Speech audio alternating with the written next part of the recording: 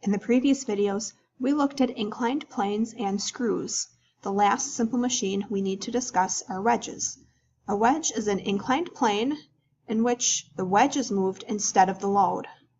The mechanical advantage of a wedge depends upon the ratio of its length to its thickness. Calculating the mechanical advantage of wedges is not really practical because there's such a large amount of friction. Therefore, we aren't going to do any calculations with wedges.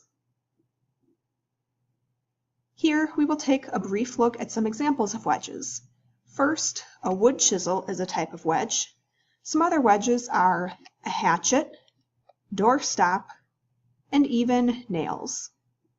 This concludes our brief discussion of inclined planes, screws, and wedges.